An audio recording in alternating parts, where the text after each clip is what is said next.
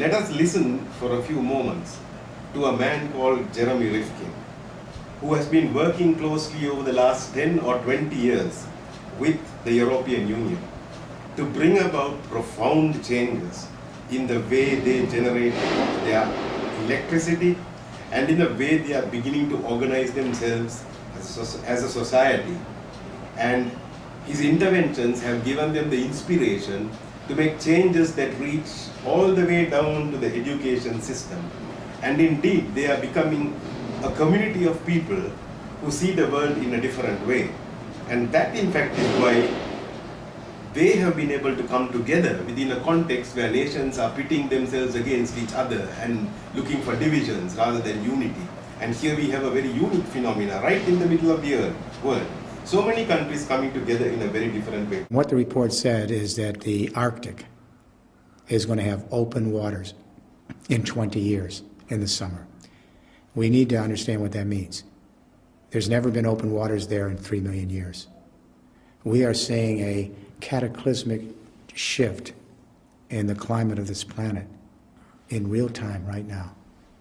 And if our scientists are right, we may see within 30, 40 years, maybe a century at the most, the potential demise of our species. Let us come back to something that Jeremy said just a few minutes ago. He said there is a very good chance that the human species may go extinct. Now, I don't know whether you have been told this before. For some reason or other, people don't like to talk about it. But this is a fact. Because if global warming continues, it will reach a stage where it will continue to increase whatever we may do. And we really do not know at what point it will stop increasing or whether it will stop increasing at all. What would happen in a situation like that is that you and I and everybody else will be literally fried in our own fat. I repeat, fried in our own fat.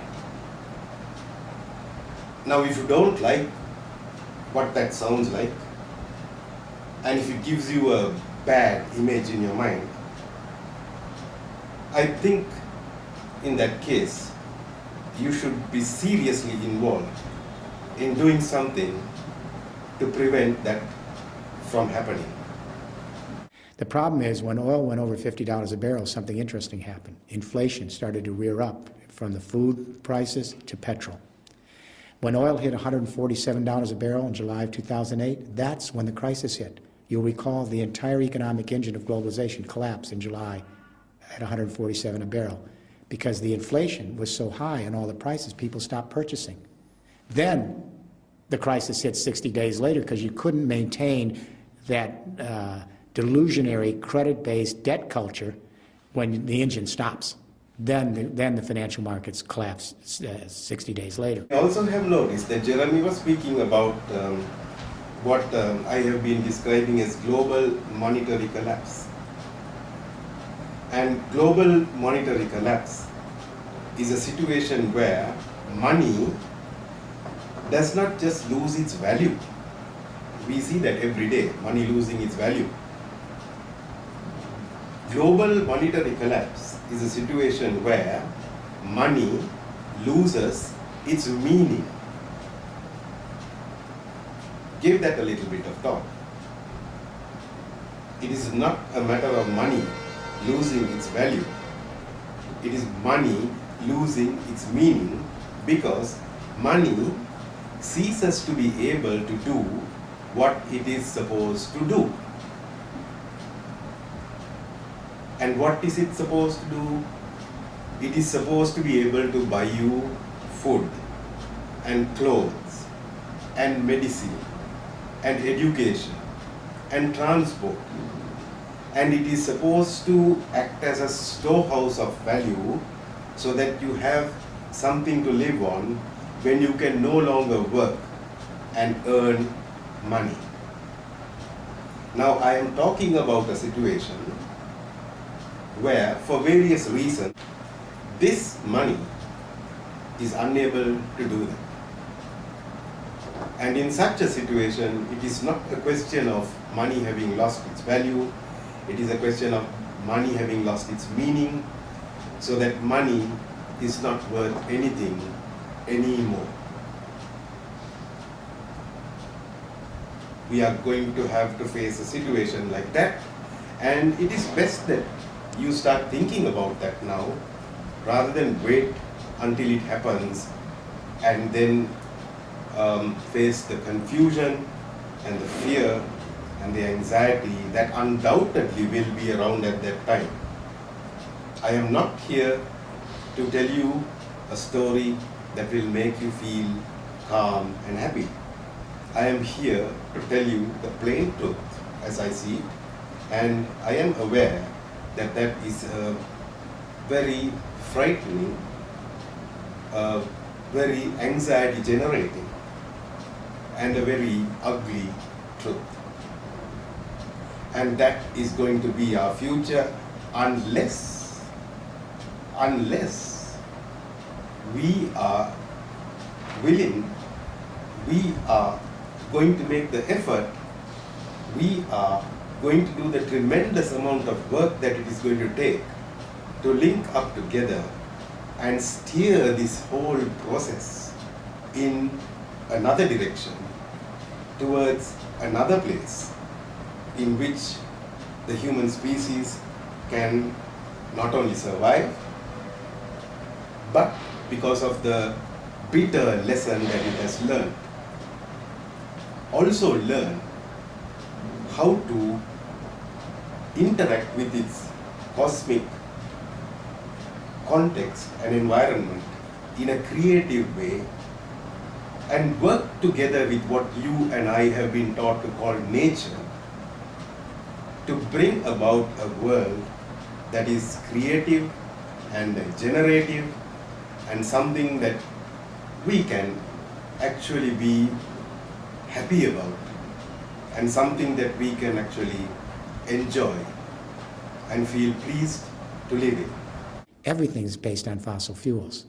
Our petrochemical fertilizers and pesticides for agriculture, almost all of our pharmaceutical products are fossil fuel based. Virtually all of our clothes, our power, transport, heat and light, all of our construction materials. The entire civilization was built off the carbon composites of the Jurassic Age.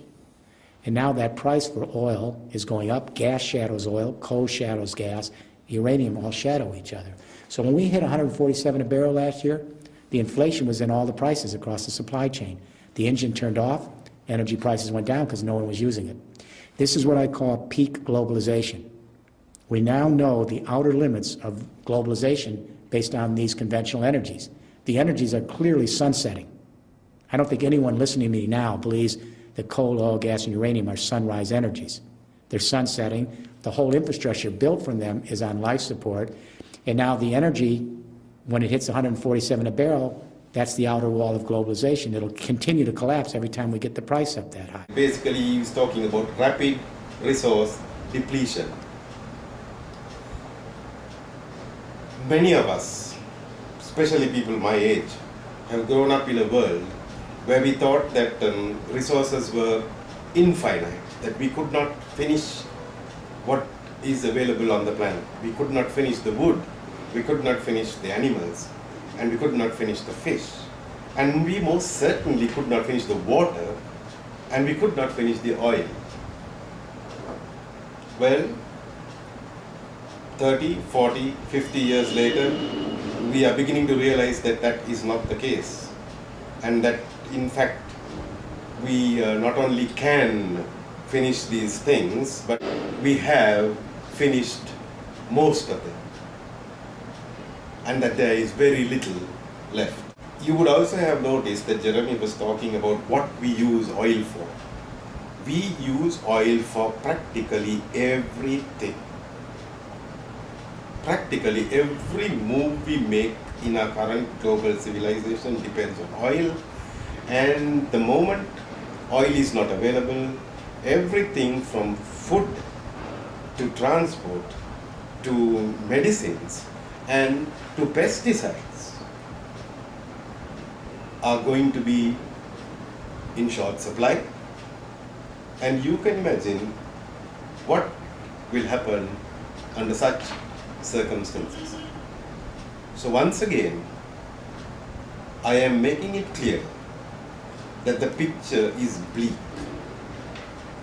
and I am emphasizing that fact in the hope that it will wake you up and motivate you to join with others who are able to understand the critical situation that the human species has brought itself to, and work together with them to do something to change the direction in which we are heading, because the direction in which we are heading is a catastrophic collapse and the very likely extinction of the human species, possibly along with all of life as we know it on Earth today.